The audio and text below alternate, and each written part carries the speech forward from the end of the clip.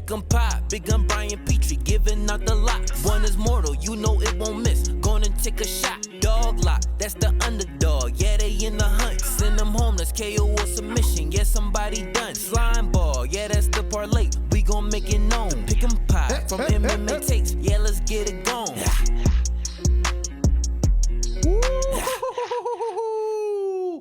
I just realized I just got off work and I said, I'm not going to eat. I'm not going to sit on the couch. I'm not going to waste. I'm going to pop on. I'm going to record. I do not have my slime ball figured out. I don't have my mortal locks figured out or send them home dog lock. And right before I recorded, this poster fell off the wall. And this one is next, right? So things are happening here. I'm sorry for the bad visual in the background. I love the color of the paint. I love what I did with the background. I got my little shelf over here. You know, usually it's lit up. I don't have lights on. Anyway, we're underprepared, but we're going to deliver a fucking sode, baby. A motherfucking episode. First things first. Last week, got a recap. I went 9-4 on my picks. Had an okay weekend at the betting window. I hit some spots. Devin Figueroa. Now there's a bug in here that's gonna bother me. I'm gonna fucking kill like Mr. Miyagi, right? Doesn't that what Danielson's gotta do? Is grab anyway 9-4. I'm all over the map. On my picks, Mortal Lock hit Devin Figueroa. Send him home. Alonzo Menafield did not hit. He got sent home early. It was just the other guy sent him home, and then Dog Lock was Elvis Brenner, which looked like a real bad piece. So Slime Ball Parlay lost as well, and the Green Hammer lost. Not a good week for your boy. 2 for 3 on the Slime Ball. Canu Fernandez looked phenomenal. Elvis Brenner looked average. Figgy looked pretty good. And then the Green Hammer was in my head a little bit about it because of got chirped last week, so I went Ferguson by submission. And that got bet all the way down to like plus 800 night of the fight. I got it at plus 1400. Needless to say, it ended in submission. It's just Tony got submitted, kind of retired, kind of didn't. And then Umar, I mean, I'm not really going to talk about Tony because I guarantee he'll end up in bare knuckles, so I'll save my breath. However, Umar Nurmagomedov, that motherfucker, we need to talk about him a little bit. We got 10 fights, so I don't want to keep it, but Umar looked unbelievable. I already know what my mortal is. Let's go. All right. Just because I know chicks, we'll dog her up. We'll get to her. And then send him. We need to send him. All right, we'll go him. We'll go him, send him. And then Slime Ball, I'll have to figure out. I got the Green Hammer written down. All right, so should have done that before we got on. But this is this is what we do. You know what I mean? All right, so I'm using a new. God damn it.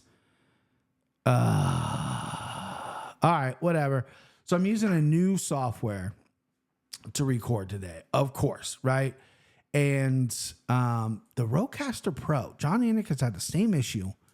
It disconnects with the software all the time. StreamYard it's like the gold standard, but it has some problems with the Rodecaster.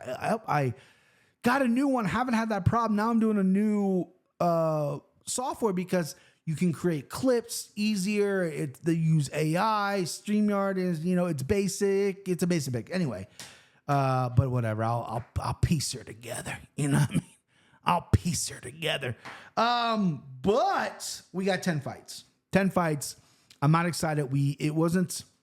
Listen, I am excited, but it wasn't the strongest card to begin with, and now we're down some fights. I mean, look, these are the fights that got canceled. Javad Basrat versus Chris Gutierrez, which was co-main event, which would have been a fire fight. Johnny Parsons versus Yusaku Kusata, also known as the Japan Conor McGregor.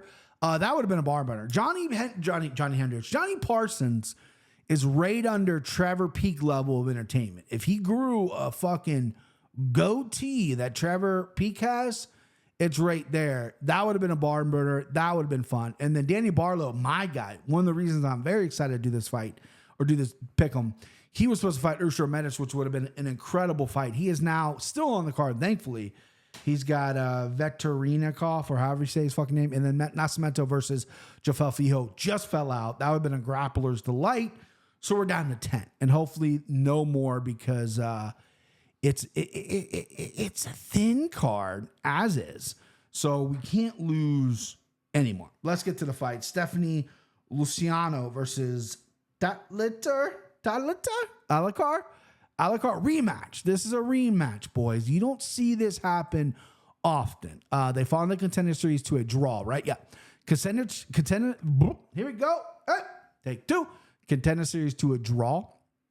I thought Luciano won. She got taken down quite a few times over Alikar, but Alikar is her jiu-jitsu player, and she has since that draw on the contender series, where I'm assuming they both got a contract. Don't remember that fight that much. I did watch the fight, but I didn't see if Dana picked both of them. I didn't stick around for the entire episode. However, I thought Stephanie won. She landed the more potent strike. She got taken down, but it wasn't, she got taken out 4 times, but it wasn't like, she got controlled all that much to the point where I'm like, oh, this is just a fucking walk in the park for Alikar, who is very good on the ground. And yeah, you could throw submission up, but your boy knows chicks. And I think, Luciano, who is making a UFC debut, who probably should have got a clean contract on that win on the contender series, is now maybe getting a little bit of revenge here. She's got to be like, I can't get taken down 4 times again. I got to keep them up. And I think she's going to do that. I think she's had enough time since the first fight with Alikar that's what's going to happen. Alikar barely squeaked by in her UFC debut. So I like, and I didn't even give you the lines. -162. 165 for Luciano, and Alikar's +140. I usually like starting the night with a dog. And I usually like starting the night with a female dog as well, because your boy knows chicks. But I think Luciano wins this fight. I do. I think she'll win by probably by decision. All right, now it's Jarno Aarons +360 versus Yusuf Zalal -470. Zalal is back, and boy, did he fucking shove it in my face. I put Billy Q. I know I bet on Anakin Florian. Did I mortal lock him? I'd probably put him in a slime ball parlay. I thought he was going to pressure, outpace Yusuf Zalal. Zalal was in the UFC, took a little bit out. Extremely talented young man, but didn't perform quite well in the UFC. At the time, he was kind of up and down. Got released. Now he's back. Finished Billy Q, which is hard to do. And he's got Jarno Aarons, who fancies himself a Dutch kickboxer, but he likes to kind of clinch and grapple, and he's very durable on the feet. I think Zalal, heavy number at -470 here. It's tough, but I like Zalal here. I think he's got to get a finish, right? Aarons, again, is durable. He's tough. He's hard to get out of there. But Zalal, second chance in UFC, look great against Billy Q. Let's come out and get a finish, young man, huh? What do you say? Okay, how you do it. Knockout, great. Submission, great. But I like Yusuf Zalal here. This could be a mortal lock. This could be a slime ball parlay play. I still haven't made the slime ball. We'll do that at the end of the show. This could be numerous things for a lot of people. The number is very high. I bet you it's climbing more. I get this line yesterday because the line just came out. -455. So a little bit of money's actually come down on Zalal, but I still like him in that spot here. Him by some kind of finish would be kind of a nice little poke, huh? Nice little poke. I know Aarons is durable. Zalal by KO +700. Probably not going to happen.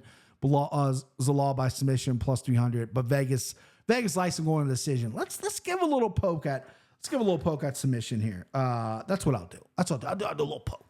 Little poke at submission. All right, next up you got Carl Williams -225 versus Jonathan Dietz +185. Kenny Florian's high on Dietz, and I haven't seen it quite myself.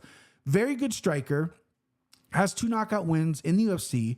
One of the contender series against a guy who was a little outmatched, and then against Austin Lane, who I know Austin Lane's very talented, very athletic, but a bit of a chinny fighter. Got 1 takedown on Dietz, but that's the question here. Carl Williams is incredibly athletic.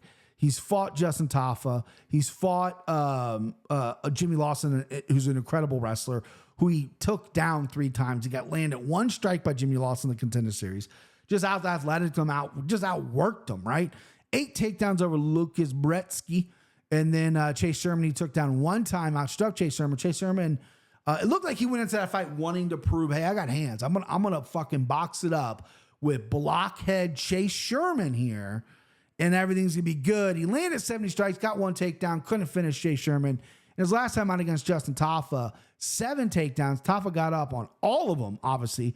And unanimous decision win. Hasn't got a finish in the UFC. Not a potent striker, But with Tafa, I noticed he was kind of running from the exchanges, right? He was running from, dipping his head kind of weird ways and then jumping in for kind of a takedown. Dietz is a striker, kickboxing, 7-0. Don't rush your shots, young man. Pick your shots good. You can find Carl Williams' chin if you pick your shots. If you rush things and get excited, you might get taken down. I think he will get taken down at least a couple times. Carl Williams does have a good double leg. He is very athletic, but I like Dietz in this spot. Plus 185, dog time, dog in it. This was almost my dog lock that I did right at the beginning of the show. But I like him. I like him. If he wins, it's going to be by KO. Maybe a decision, right? Because like damage counts. Carl Williams, he might be able to take you down, but he ain't fucking doing anything when he gets to the ground. He don't have much ground and pound. He doesn't have submissions. If Dietz can work to his feet and do enough work on the feet, a decision win is playable here. Dietz by knockouts plus 270, plus 275, excuse me. By decision plus 800. Most people think if Carl Williams wins by decision, but these heavyweights, these 205ers, these big boys, they're hard to cap at times, right? And even though I think Dietz is a fucking stud, can finish it. He's got 2 knockout wins. Carl Williams is proven to be pretty much a survivor in there. So plus 800, give it a little poke. You know what I mean? Let's spritz on that, huh? Like that, brought that back. That was actually, God, who gave Lazy Bed, right? Lazy Bed was his handle. Who gave me that little spritz thing? Great. Give me the underdog. Give me the dog. Not gonna dog lock him, but let's feel it. Let's feel the energy of Dog the Bounty Hunter. Hello? Okay, this is Dog. Dog's calling. Dog's calling, and it's you're not the deeps.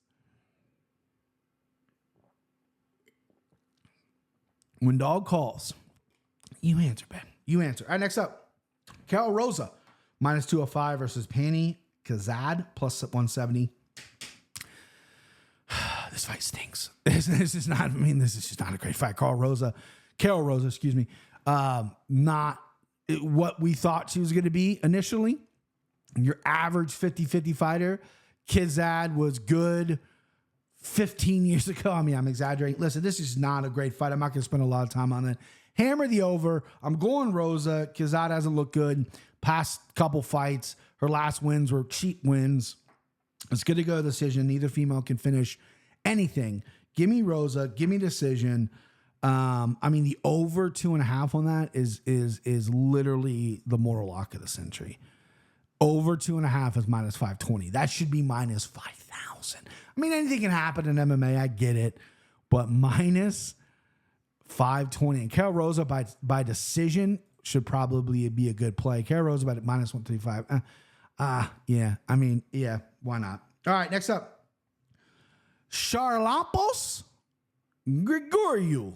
This is Ray's guy. If you watch Yannick and Florian, they pronounced it. Ray called him Lampos. I'm calling him Lampos. I'm not going to fuck up his name. He's fighting Toshimi Kazma, plus 210. Gregorio Lampos, minus 255. Has he gone up? Has he gone down? Minus 270. So he's gone up a little bit. Green hammer time. No, I have not found my green hammer for my children yet. I have not found it. Actually, no, that's a lot. I did find it. My wife, who does everything, she's a fucking killer, is redoing their closet. She bought a bunch of shit from IKEA and she wants everything organized. You know, they're both my daughter's 7 now, so clothes are important. And my little one is 3 and she, anyway, they're girly girls. And my wife's making a really nice,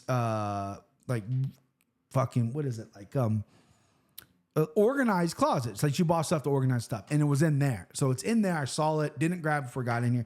Listen, I got posters falling off the wall. I don't have a slime ball written down. I'm ill prepared for this. But I'm excited to go. So I had to go. But this is the green hammer right here. This is Gregorio, green hammer, swing at someone's fucking head, at least their goddamn neck. Gregorio Lampos by knockout, minus 110. Already been placed by your boy. Let's see if that's gone up a little bit. I'll give you my analysis of why I like that. So by KO, minus 110. Still 110, okay? Listen, Kazma it likes to get the fight to the ground. I want to say he's a kamikaze. Is that insensitive to say he's because he's kill or be killed, right? He's going to go for it on the feet, on the ground. It's, I'm going to finish you, you're going to finish me. Guy's got to have a chin problem, but he can finish, right?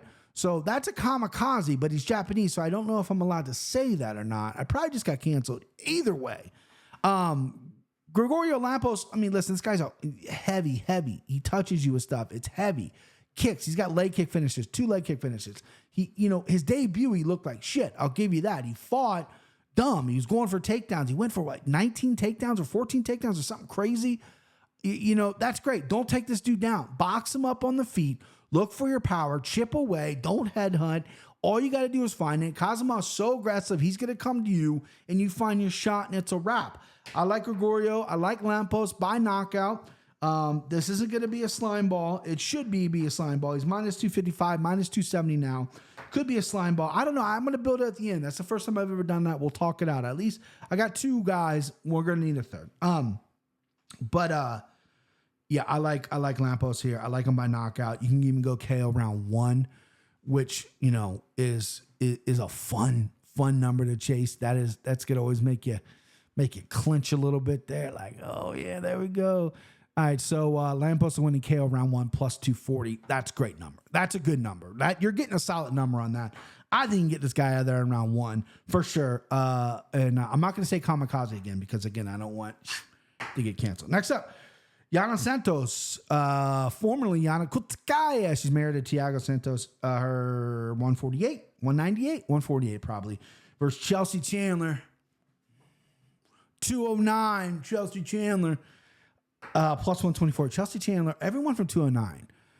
Chris Alvia, everyone I hear talk, fight, associate. I don't even know if she trains with Diaz, but associates and is from Stockton, California. They all act the same. It is a unique place, man. Never been there. Probably never going to go there.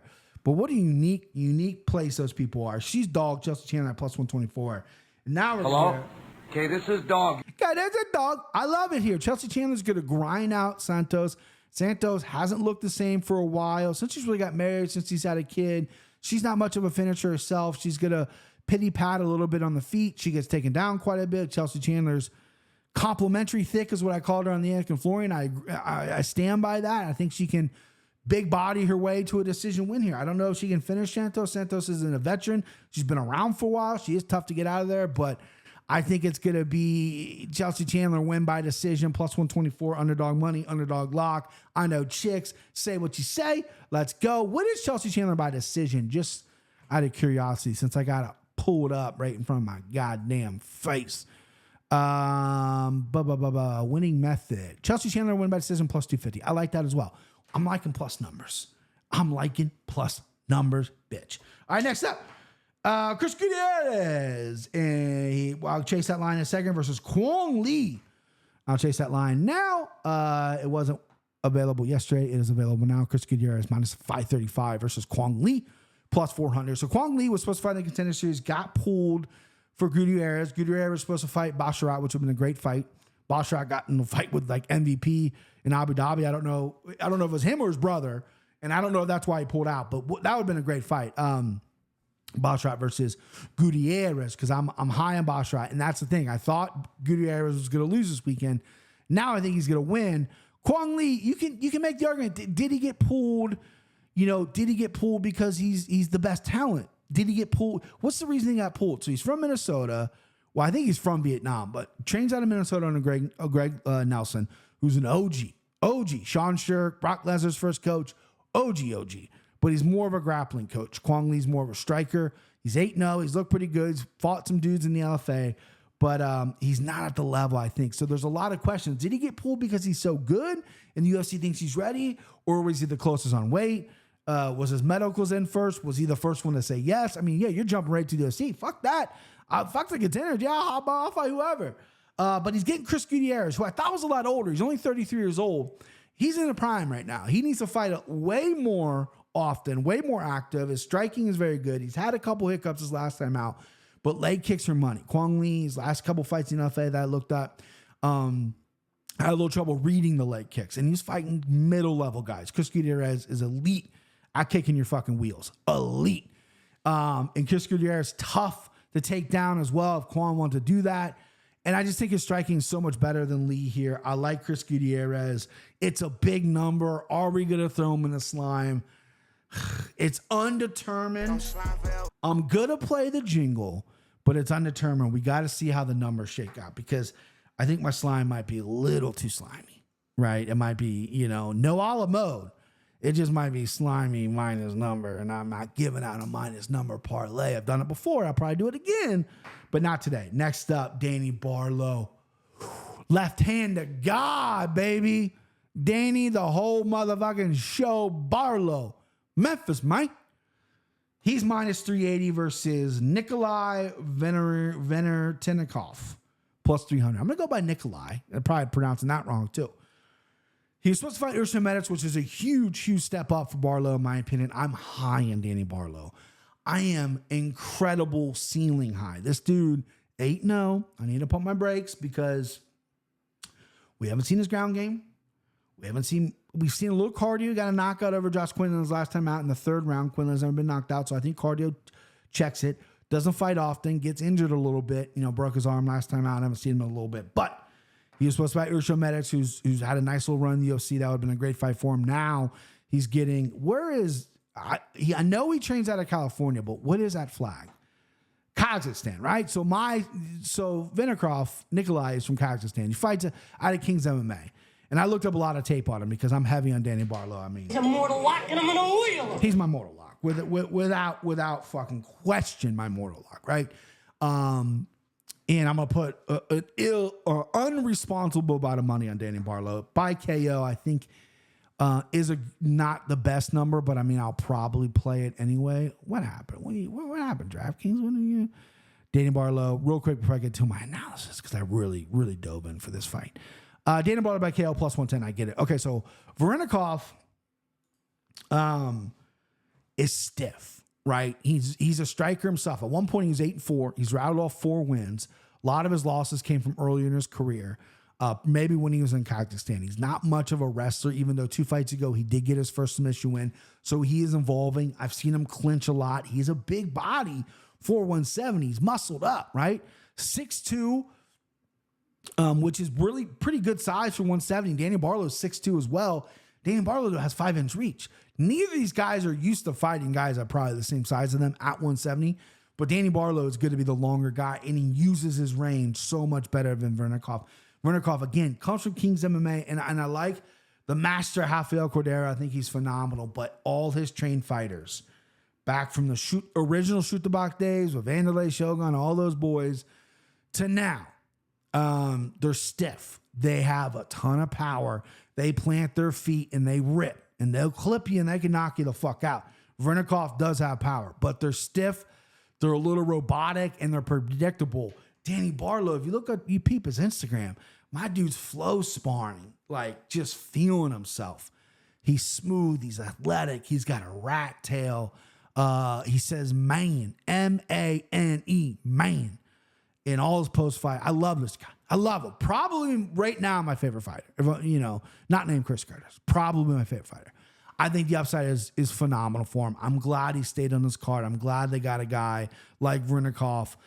It's going to be a striker's delight, but I think Verenikov is going to clinch. I think he's going to try to wrestle. I think he's going to try to body up Barlow, which is going to answer a lot of questions. I like Danny Barlow. He's slimed up. He's mortal locked up. I'll probably play him by KO as well, but I'm going to have so much on the money line, so much on the slime ball that, the KO is just going to be an afterthought, just a little poke. But I love Danny Barlow. All right, new co-main event, Chepe Maniscal versus Damon Jackson. Chepe Maniscal minus 230 versus Damon Jackson plus 190. Damon Jackson with the turkey, got himself some new hair. You know what I mean? This dude loving himself because he's always a good-looking guy. He just had that fucking Megamind head, right? But dude's a handsome boy, right? I'm glad he got his hair fixed. Good fighter as well. But I said this in the Yankee Florian, and I now that's later in the week and the more research I've done, I'm all over Chepe Maniscal. This is send him home early. Send him home early. I think Chepe's going to finish him here. Chepe, one of the most impressive resumes before entering the UFC. Yes, he has 6 losses, but look who he's losing against. I think I did this the last time he fought. Let me rattle off these fucking names that this guy's losing to, right? So he's currently 3-0 in the UFC. He beat Trevor Peek, beat him pillar to post. Jack Jenkins, who I think hurt his arm, right? Slammed him on his arm, which he was dominating that fight as well. And then Morgan Shiree, who I think is a fucking stud, split decision win over Morgan. He might have lost that fight, but either way, Morgan's a fucking top tier talent that he grinded out. So he has a decision loss over Sean Soriano, who had 2 stints in the UFC. I don't think has a UFC win. It's kind of an ugly loss. Got knocked out by Steve Garcia, mean machine. Johannes Brito got him knocked out as well in the LFA. And then you go down. Bryce Mitchell got him back in the day. Gregor Gillespie got him back in the day. And some guy named Frank Buenofuente, the praying mantis. Frank. Hey, yo, Frank. Frank Buenofuente. This dude, 10-6, is on a 2-fight losing streak. But, man, Frank, get your shit together. This guy's awesome good, too. Blake Builder. In the UFC, Holy Arce twice, but he's got to win over Chepe. Get your shit together, Frank. You haven't fought in 2 years, 3 years. I need you, Frank. But Chepe Maniscalco is a real deal. And Damon Jackson is a guy who sometimes he's like kill or be killed, and other times he kind of fades a little bit. I just think you're in there with a dog like Chepe, who's not going to be taken down easily, who's not going to get tired, has a wealth of experience. He's going to match you on every level. Damon Jackson's stand-up has come a long way, but it's still not great. He has a long body for there, but Chepe is going to close the distance. And Damon has been chinny before. So we're sliming him up. We're sending him home up. It's going to be by KO. Let me chase that fucking number for you beautiful people. Chepe Maniscalco by KO. I just have a feeling it's not going to be the best number. Oh, Chepe by KO. Plus 225. Yeah, we're playing that. Yeah. Sign me up. Yeah. All right, main event, if you want to call it that. Marcin Tybura plus 130 versus Sergey Spivac. Minus 162. This is the rematch that no one wanted. It's the heavyweight main event in the Apex that no one wanted. And it's 2 guys who I don't think are really barn burners. Man, I'm going to go Spivac here. I think he can take Tybura down. He didn't go for any takedowns in the first fight. Easier said than done, but man, I'm just not excited for the main event. I'm excited for the fight card, but the main event just kind of spoils it on me. The main event should be Danny Barlow, Chepe. It should have been Javad Basharat versus Chris Gutierrez. I know that fight's not together. That should have been a main event. I don't know. There has to be ratings somewhere where heavyweights do good on TV, because I know hardcore MMA fans, they don't love heavyweight main events in the Apex, right? 5-round heavyweight main events, guys who are really not known to be finishers, right? They're not like Derek Lewis power kind of guys. But give me Spivac. I'm just unhappy with it. You know what I mean? Usually I don't get so negative. You guys see me. I fucking spin some stuff. I spin some, to steal a term for Brock Lesnar, some chicken shit in the chicken salad at times, but I can't. This is pure chicken shit main event. Give me Spivac. I'm sorry I'm unenthusiastic, but we got to pick the slime ball parlay. We got to do it. So, real quick, send him home, Chepe Maniscalco. Yep. By knockout plus 25. I like that. Danny Barlow, mortar lock. Left-handed guy, baby. And then dog lock, Chelsea Chandler, 209, bitch. Green Hammer, Lampos, Gregorio, by knockout, minus 110, by knockout, first round, plus 135, was it? Maybe it's a little bit better than that. Don't know. So let's go slime ball parlay. Let's build it right now. Okay, I got 2 already in the chamber. We got Chepe Maniscalco, obviously. We got Danny Barlow, obviously. All right, Chepe minus 238. So you obviously want to throw Chris Gutierrez in there, and that's going to give you plus 113. That might be it. But then you look, you got, I don't like Char Lampos giving him a green hammer and a slime. Typically that doesn't work out for me. Plus 146 if we had Char Lampos in there. Use of Zalal will give you a little bit better number at plus 119. But again, Aaron's is, you know what? I'm going to go Chris Gutierrez. I'm sorry. I'm doing it. I'm a piece of shit, but it's plus money. So the slime ball parlay is, and I can't even look at you in the eyes. I'm going to look at my closet because this is not, I'm going to get chirped about it. Go ahead. Hit me in the comments. Slime ball parlay, not looking in the fucking eyes. It's Danny Barlow, Chepe Maniscalco, and Chris Gutierrez, plus 113. There it is. That's it. Set in stone. Set in stone. That's the fucking slime ball parlay. Those are locks. It's the Green Hammer. That's the show. We're at 30 minutes. 10 fights with 30 minutes. Now, I know I've been slipping on a lot of things. Last week, I didn't do timestamps. I rambled on in the beginning. That's on me, right? I'm going to do timestamps. I gotta do it. I don't have a producer. It's me, right? No one really complained about not having graphics. So I might not bring the graphics back. Timbo, my guy, love him. He said, I love your graphics. I'm watching either way, right? But if you love the graphics, if you liked it, whatever, I got to bring that back. Also, the graphic with all my pics that a lot of people like when I post on Instagram, I said I was going to put it on the podcast so you can screenshot it. I've only done that once. So I've let you down on that as well. That will be in this podcast, I promise. And then maybe I'll share it in an Instagram story or something. I don't really know what I'm going to do. And then next week, next Thursday, August 15th, Evan Longoria live on this program. Full fart card. I said fart card. Fight card, bitch. This is how, if you think Evan Longoria, listen, you think, oh, you're bringing on Evan Longoria, future Hall of Famer, kind of, a celebrity pro athlete. You're bringing him on to boost your numbers. Yes. This is the second time he's been on. But also, this dude is such a diehard fucking fan. He texted me Monday, already doing prep for the show. He goes, do you really think Junior Taffa can stop Walter Walker's tape? He's breaking down on a Monday afternoon, Junior Taffa and Walter Walker fight tape.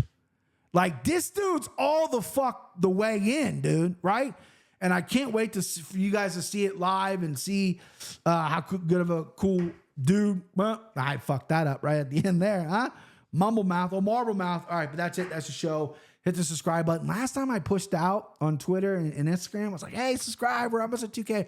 I lost 4 followers or lost 4 subscribers. Try to catch that bug. So I'm not going to push it. But Brian Petrie, MMA, on all social medias, hit me up there. Hit that fucking subscribe button if you like what you're seeing. If you like what you're getting, you know what I mean? Rate and review. What else you got to say? I don't know. Let's get some money this weekend, babe, huh?